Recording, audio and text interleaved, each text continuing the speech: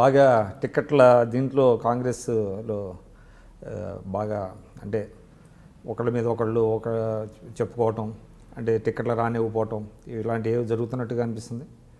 అట్లనే లేదండి. ప్రతి రాజకీయ పార్టీలలో ఉన్నట్టు కాంగ్రెస్లో అనేక మంది నాయకులు ఉన్నారు. లీడర్షిప్ దగ్గర దొరకలేదు.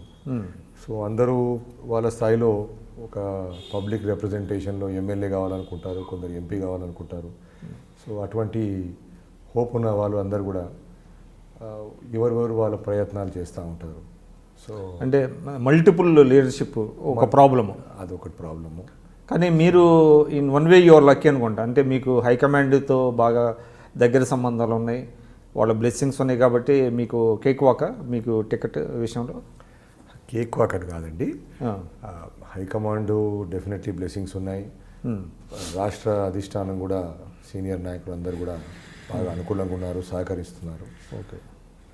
కానీ ఎక్కడైనా మనం టికెట్ తీసుకుంటే ఏదో సమన్వయం చేసుకొని పార్టీ పరంగా మనకి దాంట్లో ఒక రిజల్ట్ కనపడాలా. ఓకే.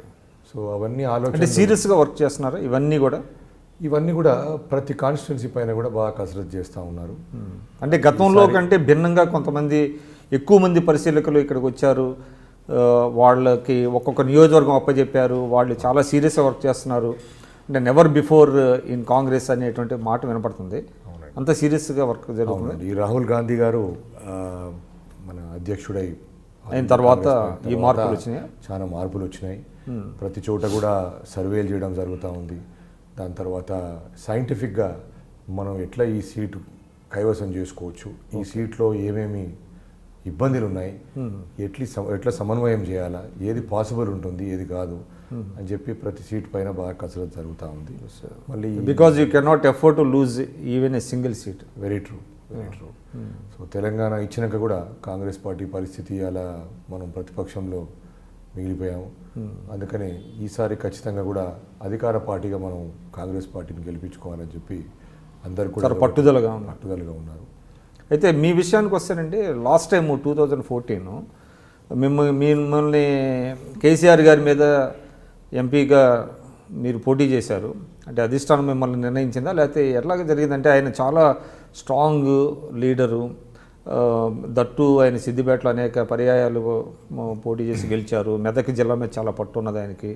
అదేవిధంగా తెలంగాణ ఉద్యమం నుంచి ఆయన రావటం, ఆయన వల్ల రాష్ట్రం వచ్చింది అనేటువంటి దీనిలో ఆయన మీద మీరు పోటీ చేయడం అనేది కొంచెం అంటే మీలాంటి యంగ్స్టరు నేను బలిపశువు చేశారు కాంగ్రెస్ అధిష్టానం మీలాంటి వాళ్ళని నిలబెట్టి అనేటువంటిది అనుకున్నారు అప్పట్లో. మీరు ఏకీభవిస్తారా? 2014లో కాంగ్రెస్ పార్టీ ఆ రోజు లాభ నష్టాలని ఏది కూడా లెక్క చేయకుండా ఆంధ్రాలో చాలా ఇబ్బంది అవుతుంది పార్టీ కనని ఇటువంటి ఆలోచన ఉన్నా కూడా ఒక నిర్ణయం మీద కట్టుబడి ఉండి తెలంగాణ రాష్ట్రం బిల్లు ప్రవేశపెట్టినారు. ఇద్దరు ఎంపీలతోని ఏ బిల్లు కూడా ప్రవేశపెట్టి దాన్ని పాస్ చేయడం సాధ్యం కాదు టీఆర్ఎస్కి. అటువంటి పరిస్థితిలో తెలంగాణ ప్రజల ఆకాంక్షలు, ఇబ్బందులు అన్నీ కూడా దృష్టిలో పెట్టుకొని వాళ్ళు ఇచ్చిన మాట నిలబెట్టుకొని వాళ్ళు చేశారు. ఏదైతే 2004లో అధికారంలో వచ్చినప్పుడు ఎటువంటిది అయితే వాళ్ళు మేనిఫెస్టోలో పెట్టారో అవన్నీ కూడా 2014 లోపల వాళ్ళు కంప్లీట్ చేశారు. సో 100% కాంగ్రెస్ పార్టీకి చాలా మంచి ఛాన్స్ ఉండింది. టీఆర్ఎస్ పార్టీ కూడా విలీనమయ్యే పరిస్థితిలో ఉండే. సో అంటే అక్కడ మీ క్యాలిక్యులేషన్స్ రాంగ్ అయినట్టున్నాయి. అక్కడ పార్టీ పరంగా కొన్ని క్యాలిక్యులేషన్ తప్పైనాయి. తర్వాత మా కాంగ్రెస్ పార్టీ నాయకులలో కొంచెం కూడా లోటు ఉండింది. మేము పోయి చెప్పుకోలేకపోయాం. ఓకే. ఈ తెలంగాణ రాష్ట్రం కేవలం Congress party high command, Congress party అధికారంలో ఉన్న పార్టీ వీళ్ళు నిర్ణయంతోనే ఈరోజు పాస్ అయింది, మేమే తీసుకొచ్చాము, ప్రవేశపెట్టామని అది ప్రజలలోకి తీసుకెళ్ళి మేము దాన్ని చెప్పుకోలేకపోయినాం. అది అదర్ సైడ్ పార్టీ మేమే తీసుకొచ్చామని వాళ్ళు ఎక్కువ మార్కెటింగ్ చేసుకోగలిగినారు. అంటే వాళ్ళు ఛాంపియన్స్గా వాళ్ళు కాగలిగారు. మనం కాలేకపోయాము. అందుకనే పార్టీ అంటే దానికి కారణం ఏంటంటే అప్పుడు ఉన్న 10 సంవత్సరాల అంటే యాంటీ ఇన్కంబెన్సీగా, అంటే 10 సంవత్సరాల పాటు కాంగ్రెస్ అధికారంలో ఉన్నది. తర్వాత మీ తెలంగాణ నాయకులే మీ రాష్ట్ర నాయకత్వం మీద తిరుగుబాటు చేసే పరిస్థితి వచ్చింది. అంటే రాజశేఖర రెడ్డి గారు కానివ్వండి, రోసీ గారు కానివ్వండి, తర్వాత కిరణ్ కుమార్ రెడ్డి గారు కానివ్వండి.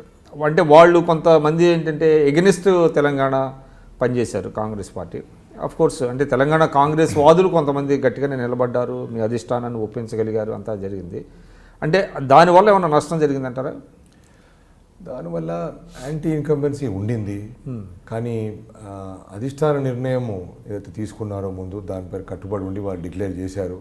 సో వీళ్ళందరూ కూడా ఎవరైతే అధిష్టానంను ఒప్పించినారో వాళ్ళందరూ కూడా ఇంకొంచెం కసరత్ చేసి ఇంకో దాని మీద కొంచెం ఆలోచన చేసి అందరూ కలిసికట్టుగా పోయి దాన్ని మాస్లో మనం తీసుకొచ్చినాము, మనం ఇచ్చినాము, మనం దీన్ని మన వల్లనే ఇది వచ్చింది అని చెప్పి పబ్లిక్లో మెసేజ్ పోలేదు, అంటే ఓన్ చేసుకోలేకపోయాం.